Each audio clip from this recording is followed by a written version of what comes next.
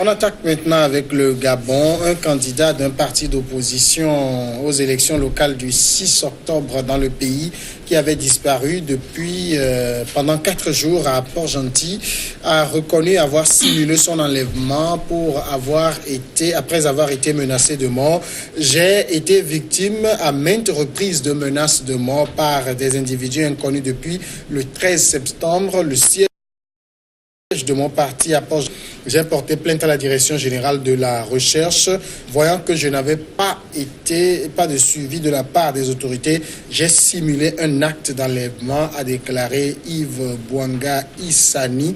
Ça ressemble pas comme à un film d'action, simuler son enlèvement pour échapper à des menaces de mort. Bon, à ce que je sache, normalement, sous d'autres cieux, aucune action politique ne se réalise sans calcul. C'est-à-dire que lorsque quelqu'un veut mener une action, un politique veut mener une action, tout est calculé. Et sous d'autres cieux, on pourrait dire aisément que ce qu'il a fait là, cela consiste justement à peut-être augmenter sa popularité sous d'autres cieux. Mais ici, franchement, je n'ai pas tellement compris le pourquoi le monsieur a simulé son enlèvement. Bon, franchement, j'ai cherché. C'est peut-être une stratégie pour attirer l'attention des autorités sur lui parce qu'il dit qu'il avait eu des menaces de mort. Il en a informé la police qui n'a pas réagi. Donc, finalement, peut-être la police le prendrait plus au sérieux maintenant. Oui, c'est ce que je disais tout au début, que peut-être sous d'autres cieux on pourrait. Mais tout est possible, c'est-à-dire que le bon sens voudrait que lorsqu'un politique ou bien un citoyen est menacé et qu'il porte plainte, le bon sens voudrait qu'on ouvre des enquêtes. Voilà, vous meniez des enquêtes pour pouvoir essayer de déceler ceux qui sont à sa trousse. Mais ici, il a fait toutes ces démarches-là, mais les autorités ne sont pas intéressés par rapport à sa plainte. Bon, s'il a disparu et il a réapparu, peut-être c'est un moyen, comme vous l'avez dit, d'attirer l'attention des autorités sur sa personne. Docteur, il est dans un coup de pub pour lui-même. Oui, mais il va être inculpé. Oui, bien sûr. La justice va l'inculper. Alors, il est candidat à quoi? À l'élection locale. À Port-Gentil. Dans le 2e arrondissement de Port-Gentil. Voilà. Pour être maire. Oui. Alors, c'est ça aussi, on reproche aux Africains. C'est-à-dire, s'il a des soutiens, il a même un siège de parti. On le menace. Et c'est ça qu'on voit en Afrique. Si c'est dans un pays européen ou si les Chinois, là, tu as au moins 5 garçons qui viennent te garder toute la nuit. C'est-à-dire qu'un candidat que vous voulez élire a au moins quand même quelques partisans, disons une cinquantaine qui vont faire même le gros dos devant ça. Alors, quand il y a plainte comme ça, il y a aussi les structures judiciaires qui ne marchent pas. Il y a plainte pour tentative de... On l'emmerde tout le temps. Il n'y a aucune action judiciaire qui est ouverte. Normalement, une action judiciaire doit être ouverte pour ces gens. Ils savent que si on les prend, ils vont en prison. Et ils ne vont pas le faire. À moins que c'est le pouvoir qui veut le faire, qui veut lui faire peur. Mais s'il avait des partisans sérieux, bon, c'est ça qu'on a dit. Et on a vu le même cas ici, quand des mosquées sont vandalisées, même une église. Et puis les gens, on a proposé ici à cette émission, on a dit, mais dans toutes ces mosquées-là, il n'y a pas 20 jeunes qui vont dans une mosquée pour se mettre 3 chaque soir pour garder une... Si vous faites ça chez les Blancs, ça ne marche pas. Les Blancs ou bien les Arabes, vous ne pouvez pas. Une fois qu'on a vandalisé une mosquée, vous aurez 10 jeunes qui vont dormir là-bas tout le soir. Ils vont demander si quelqu'un, ils prennent nos coupe, tout ça, puis si quelqu'un vient vandaliser notre... Surtout que c'est un truc de Dieu. Église, même chose. Mais ici, on n'a rien vu. Tout le monde attend tout de l'État. Alors, il faudrait que les Africains, quand même... Je ne peux pas aller dans une église ou bien dans une mosquée. On apprend qu'on attaque les mosquées et personne ne se décide pour essayer. C'est la même chose ici. Un candidat de l'opposition qui est candidat, et puis on l'intimide et personne ne dit rien. Mais c'est ça qu'on ne comprend pas. Au niveau du pouvoir aussi, il doit ouvrir une enquête, une enquête pour voir qui est-ce qui fait ça. Et faire une enquête en douce et mettre la main sur ces gens-là. Normalement, dans les cas d'espèce, celui qui se sent menacé demande juste qu'on lui assigne des agents pour le garder. Oui, pour sa protection personnelle. Il ne pas un enlèvement. En fait. Oui, c'est bien. Non, surtout qu'il n'est pas écouté. Le service judiciaire ne prend pas soin de mener une enquête. On suppose. Dans ce cas, il doit mener des actions. Il dit qu'il a porté plainte. Il aurait peut-être simplement dû demander qu'on lui garde une protection. Et ça se fait dans tous les pays du monde.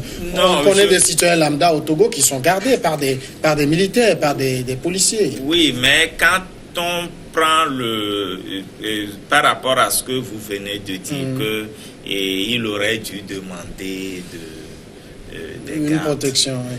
Celui qui veut demander des gardes et celui qui a porté plainte, quand vous prenez les deux actions, le fait de porter plainte est supérieur, la gravité, en termes de gravité, est supérieure au fait que vous demandiez des gardes. Alors, si la personne porte plainte, moi je vois que c'est grave. C'est-à-dire que il estime que ce qui est en train de se passer autour de sa personne est tellement grave qu'il a porté plainte. Alors, pourquoi ne pas l'assister? Non, il dit que les autorités n'ont pas réagi, mais vous portez plainte, comment vous pouvez savoir si les autorités ne mènent pas d'enquête? Peut-être qu'elles n'ont pas besoin de vous alerter sur les enquêtes qu'elles mènent. Non, je ne pense pas. Lorsque votre sécurité n'est pas garantie et, a fortiori, vous êtes une personne dans le pays, le bon sens voudrait qu'on vous donne au moins 2 agents ou 3, un qui vous accompagne ou bien 2 qui vous accompagnent dans vos déplacements, un qui reste à la maison. Ça, c'est... Et je ne pense pas qu'on puisse dire qu'il a... Bon, sinon, globalement, dès qu'un citoyen est menacé, normalement, surtout que la personne est une personnalité, et donc le bon sens voudrait qu'il soit assisté. Docteur, dans le cas où on demande l'assistance, elle ne peut en principe pas être refusée si la personne présente les preuves. Voilà, c'est ça que je dis. Il faut présenter les preuves. Si par exemple on lui a plastiqué la maison, bien fait des vandalismes dans sa maison, je ne sais pas si ça a été fait, automatiquement la police est là. Il a dit à son siège, son siège a été vandalisé. Bon, là, ça c'est politique, c'est tellement si c'est le siège, parce que si il lui en veut là la maison, et il a le droit de demander les choses. Maintenant, si les autorités pouvaient mener une enquête discrète, on ne va pas lui dire quand même pour mettre la main sur les gens. Mais est-ce qu'elles veulent mettre la main sur les gens qui le menacent? Est-ce que ce n'est pas le pouvoir même qui le menace ça, et pour qu'il n'ait pas cette mairie-là ou cette chose? Ça aussi, c'est possible. Mais dès que vous signalez à la police qu'il y a tant dans la maison, la police doit faire quand même une enquête et effectivement vous mettre sous protection si votre vie est menacée. Si la police ne le fait pas, c'est rare, en général ça se fait. Bon, maintenant vos propres militants peuvent s'inventer des agents pour faire... Il faut faire peur tout simplement aux gens qui viendront faire les voyous devant sa maison. Donc ça aussi c'est possible. Mais au Gabon, vous savez, c'est la même nègrerie que dans la plupart des pays du continent. Alors, on a dit qu'il est candidat au second tour des élections, aux élections locales qui s'annoncent, élections locales et puis législatives en même temps, qui s'annoncent le 6 octobre prochain.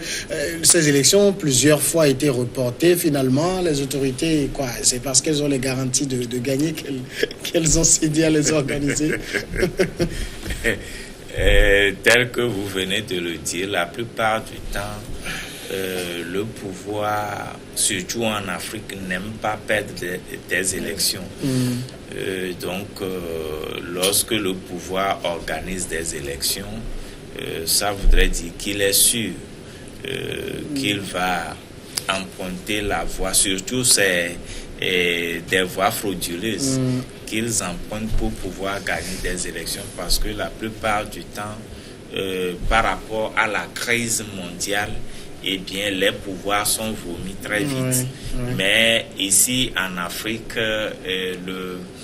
les gens veulent rester longtemps au pouvoir, ce qui est en contradiction grave avec la réalité, si bien que lorsqu'un pouvoir veut organiser des élections, il veut plutôt développer le côté de la fraude, parce que lorsque les élections sont claires, il sait qu'il ne peut pas gagner. C'est pour cela que, eh bien, tel que vous l'avez, enfin, le côté là que vous aviez relevé par rapport à l'assurance de gagner, je ne peux pas l'écarter. Docteur, ça peut être ça, hein? Oui, ça peut être ça aussi, mais ça peut être qu'on a en Afrique une opposition tellement faiblarde que ça nous révolte. On a écrit, on a conseillé. Et il y a eu une alternance ici au Togo en 1994, quand Maître Agboebo avait 36 députés, Dem Kodjo avec 6 députés. Ça fait 42 sur 81. Ça fait gagner les c'est à l'époque qu'on était à 81. 81 députés. Non, 81 députés. 81. Oui, et ils ont gagné 42 sièges. Ça veut dire la majorité absolue. Normalement, cette opposition, et il n'y a que 2 partis qui étaient partis aux élections. L'UFC avait boycotté, tout le reste avait boycotté. Donc c'est l'UTD et le CAR seul. Et le CAR était un parti qui couvrait tout le pays. Ils ont eu 36 députés sous Eyadema, sous le RPT tout puissant. Et ces deux-là, au lieu de gouverner, tout simplement, je l'ai dit ça ici, s'ils avaient gouverné dans un gouvernement de l'opposition, en ramenant maintenant les gens comme l'UFC, tout cela, Eyadema n'aurait jamais été élu en 90. Encore faudrait-il qu'ils soient ensemble. Oui, c'est ce que je dis. Non, ça c'est l'opposition. Ce qui les avait divisés à l'époque, c'est ce que je dis. Il faudrait que l'opposition soit ensemble. Non, ça c'est... Ils ont joué à la gaminerie. Notre constitution dit que le président de la République nomme le Premier ministre dans la majorité parlementaire. Dans toutes les constitutions, c'est comme ça. On ne dit pas que le président de la République choisit le Premier ministre. Le Premier ministre dans le parti de la majorité parlementaire qui a le plus grand nombre de députés. C'est-à-dire que le chef de l'État nomme un Premier ministre dans la majorité parlementaire. Point. C'est à vous, dans cette majorité... Non, mais là si vous prenez ce cas, la majorité parlementaire, c'était le cas. Non, automatiquement. Non, la majorité... Le parti l'opposition, majoritaire... Non, c'est pas là. La majorité, c'est-à-dire le cas avait 36. Oui. Vous l'avez dit, l'UTD en avait 6. Oui. On se dit le RPT n'en avait pas autant. Donc la majorité parlementaire, c'était le cas à l'époque. Non. On parle d'opposition parlementaire. C'est tout dans la majorité parlementaire. C'est-à-dire le RPT avait 42. Le RPT avait combien? Une quarantaine, c'est ça? Non, un peu moins. Non, on était à 81, 39. Voilà. 39, oui. C'est-à-dire, au point de vue parti, c'est le RPT qui a 39, 3 de plus que le quart. Maintenant, la majorité parlementaire, c'est l'association des deux. Pour faire plus de 81 divisé par 2, c'est 40, mais l'UTD avait déclaré qu'il était un parti chargé. Mais c'est ce que je dis. Il est dans l'opposition et il disait, Eyadema les a roulés parce que nous, on était en exil et les Allemands avaient convoqué Maître Agboebo à l'époque, à Bonn, dès que le résultat était proclamé. On l'a considéré comme le numéro 2 du parti. On ne l'a pas considéré, c'est vrai. Parce qu'en Allemagne, le président de la Bundestag représente le deuxième personnage de l'État. On lui a dit, mais pourquoi vous n'acceptez pas le rôle de président de l'Assemblée qui est meilleur que celui du Premier ministre, qu'on peut remplacer tout le temps? Les autres ont appelé M. Dem Kodjo ici pour dire, mais le poste de Premier ministre, pourquoi vous voulez ça? Faites un gouvernement avec Maître Agboebo. Vous avez 6 députés seulement. Donc, Agboebo en a 36. Si on forme un gouvernement de 24 membres, Agboebo a 20 ministres et toi tu as 4 ministres, tu n'as rien. Et pourquoi tu acceptes d'être Premier ministre? Alors que normalement, le Premier ministre, ce n'est pas dit intégralement que ça doit être le parti qui a le plus grand nombre de députés. Parce qu'il peut arriver que 2 ou 3 partis aient strictement le même nombre de députés. Si l'UFC était parti, on n'aurait pas ce schéma-là. C'est pour ça qu'on ne précise pas. On dit, vous êtes de la majorité parlementaire, vous êtes de l'opposition, nous on est du pouvoir. S'ils avaient fait ça, il n'y aurait pas de problème. Donc, les oppositions en Afrique aussi, Et c'est ça aussi qui nous a entraînés jusqu'ici. Hein. Qui s'est passé en 1994. Donc il y a... Et si le pouvoir est fort, c'est que l'opposition... Si on s'entendait, tout le monde veut être président en Afrique. Si on s'entendait, on a écrit ça plusieurs fois. À une élection présidentielle, les gens font des primaires et désignent un candidat pour affronter le candidat du pouvoir. Je crois que les choses auraient changé. Bon, mais ils ne s'entendront jamais. On a choisi faire le multipartisme intégral. Voilà. On doit l'assumer aussi. Ah, ouais, mais... On va marquer la pause. La pause et on revient après sur le dernier sujet de Togo.